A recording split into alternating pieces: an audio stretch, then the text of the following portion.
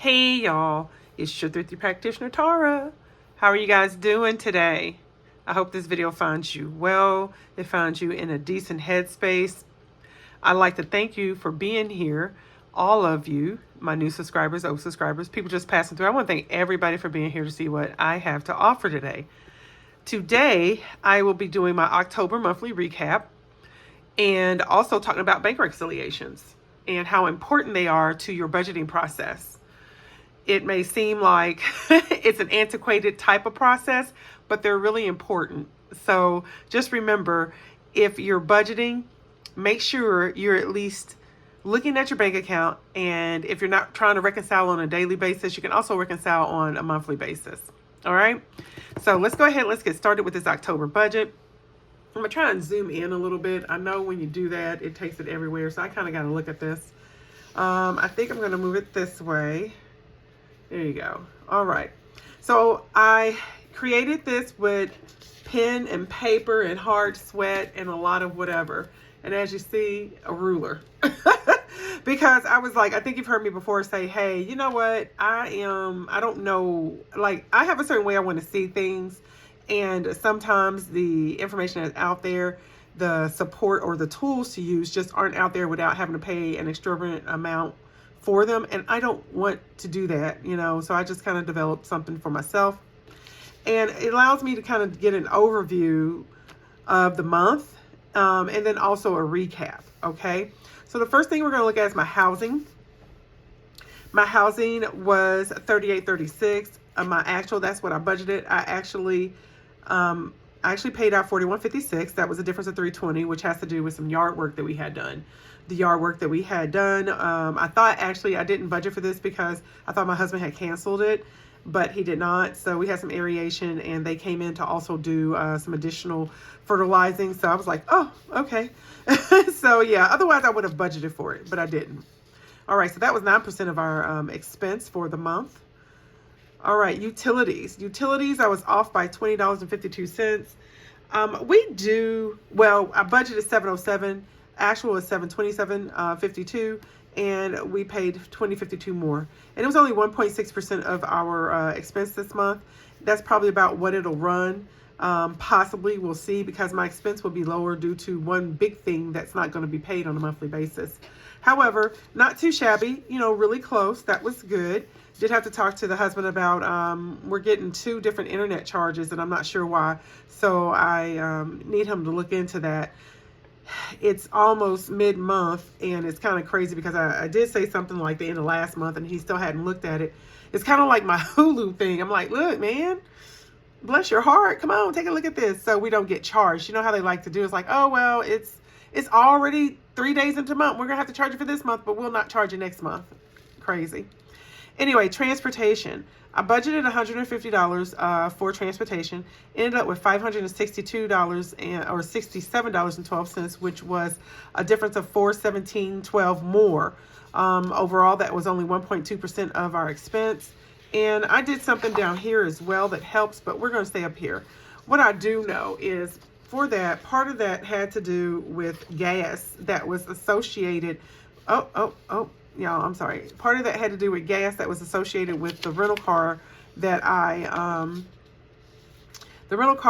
had rented on vacation. In addition to, I went down to go see my daughter in Louisville, and so just pretty much some travel gas. Okay. Oh, also a $312 toll bill from the state of Illinois. Their toll service charger. It's kind of crazy because I found out what happened there. My transponder, when I went to go add my husband to my transponder, I was Riverlink. And when I went to go add him, the girl, she took me off. And so when I was working an hour, back and forth, I had to pay for tolls. And I was going through all those tolls. And the whole time, my transponder wasn't working. And so, anywho, the actual toll bill itself was $88. The reason why it was $312 more so had to do with the fact that, bless this state, they charge you $3 per invoice. Well, they only sent me one physical invoice, but it's $3 per line. Y'all try to argue that. I really did, but they have a system. A lot of states are crooked on some things. There's things that are good and there's things that are bad about some states. And I'm going to tell you what, that was a really crooked deal. They should have just went ahead and took those $3 off. But no, that's just how they scam you. All right, so next is groceries. I budgeted $240 for groceries and household. That includes pets as well. I ended up spending $732.18. Oh, and this is dining out. So this is groceries, household, pet care, and dining out. I ended up spending $732.18. And this is, what do you call that? It was $492 over. All right. So when we get to looking at these expenses right here, these are my expenses, okay, that I do for the month. When I look at housing and utilities, that's house account. All right. So anywho, yeah, y'all, I went on vacation and I had a good little time with dining out and stuff like that. I didn't think I would, but I was gone for a whole week. I did cook some food, but some stuff I did actually go out because there's some really great restaurants where I was. So that was 1.6% of our budget. Personal care. Personal care is $283. I totally forgot to budget for our Cobra. And so that's why the actual is $6,512, which is a difference of $6,229.26. So, and that was 14.2% of our budget, or my budget. Well, it's kind of crazy. I just forgot about Cobra. And when you do Cobra, you pay for when Cobra gets enacted. It was the month of October, so we had to pay for the month of October in October because you can't pay for it in advance.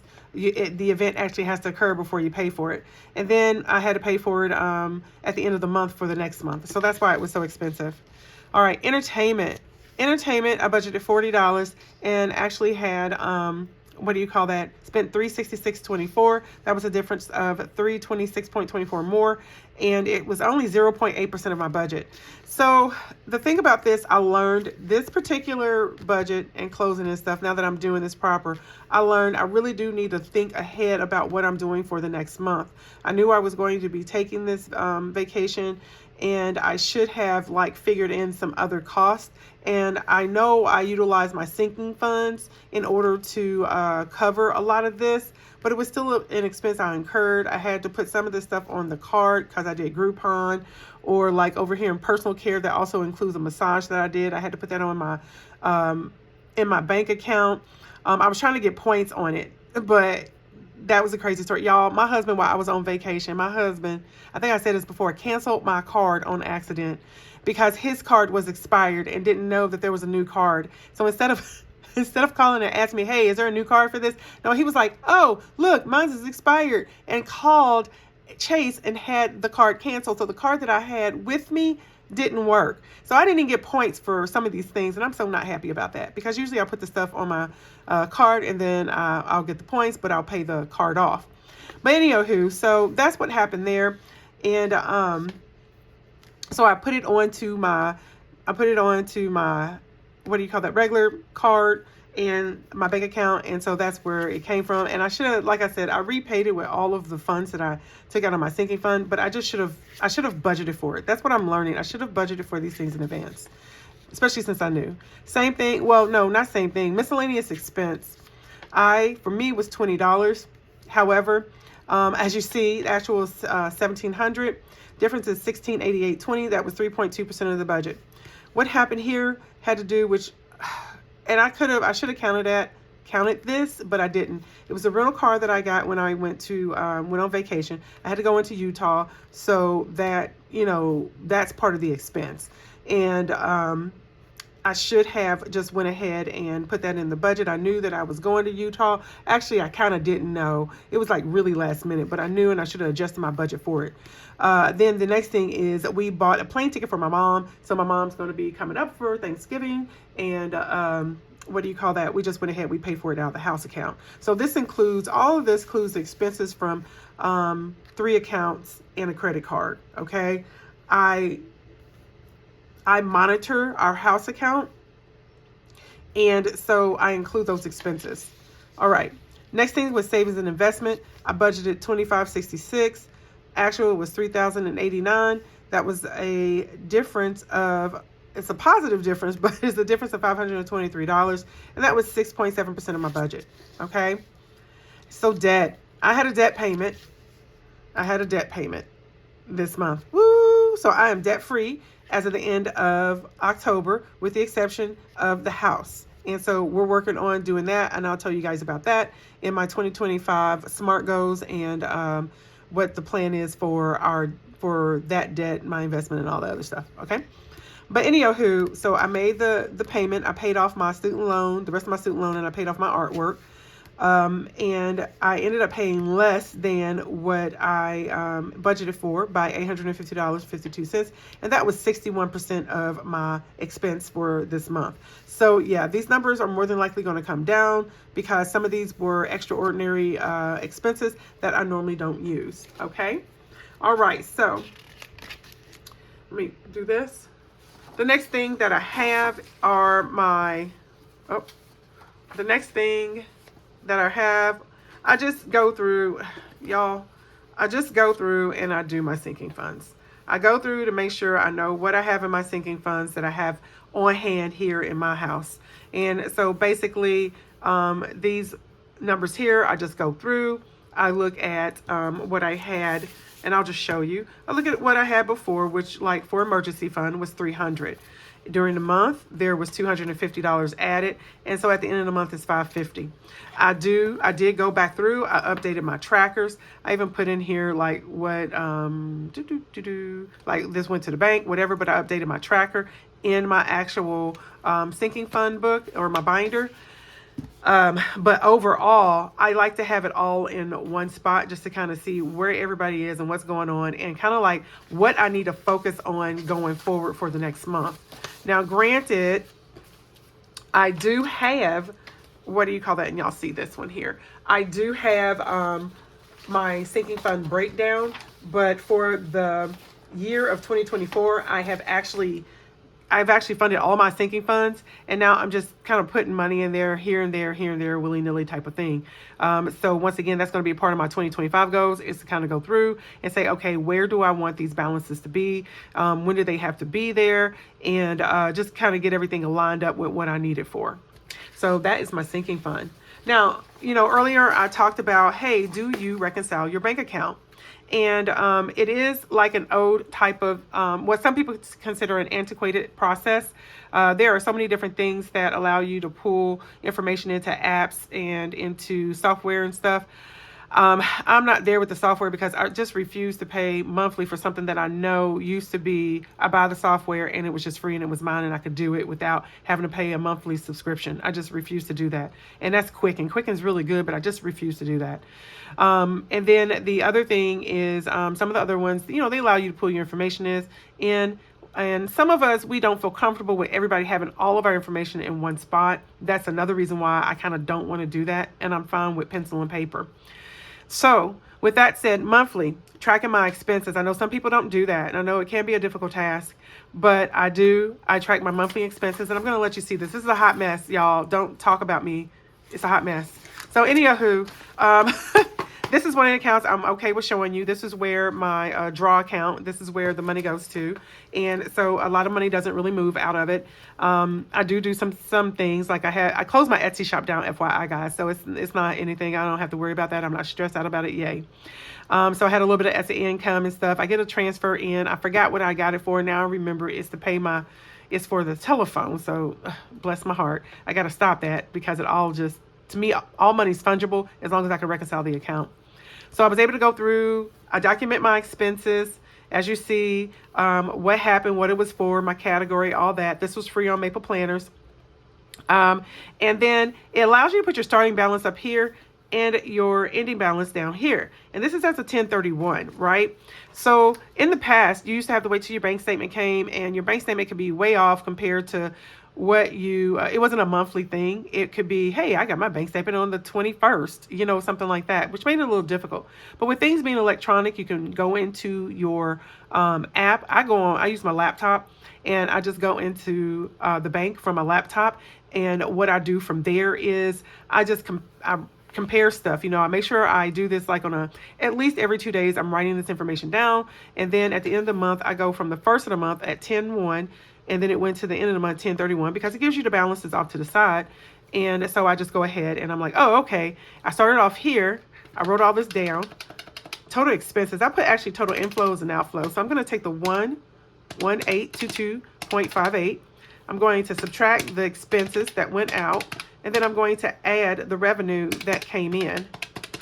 And what I get is 2085.82. Now this was the actual bank balance at that time. You may be a couple of cents off or something, because something may be a couple of cents off for here. Just adjust it on here. If you're like a lot off, then I would go back and I would take a look at stuff to see where I was off. But the nice thing about also, well, I won't say but, another thing that I really like about reconciling my account, it comes down to I'm able to make sure I capture all of my transactions. And that's what you want to do. You want to capture all of your transactions to make sure that your budget is accurate, because the best way for you to budget, to be able to adjust your budget, to be able to understand how you're spending your money, where you're having these little springing these leaks and stuff, is by actually utilizing your bank statement. You get all your transactions.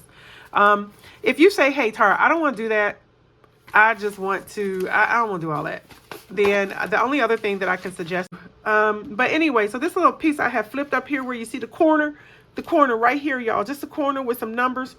For that one, what I did was I printed out my transaction list for the month for my bank account.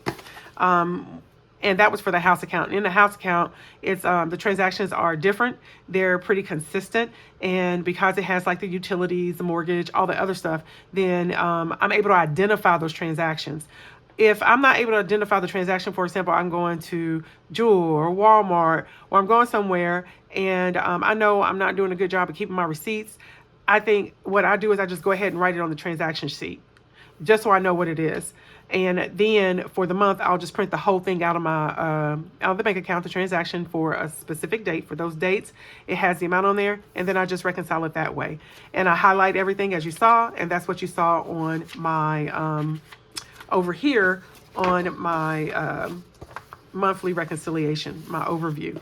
So guys, I hope this video was informational for you. I do have down here how I have it broken out so that I can make sure I have all the categories right up here. But anywho, I hope this video was informational for you. I would love to convince you to start reconciling your bank account. So hopefully you do that. And guys, you know what? Thank you. Just thank you for being here. Thank you for stopping by. If you have any comments, if you like this content, please leave a comment below. Please like, share, subscribe, turn on those notification bells, and I'll see you in my next video.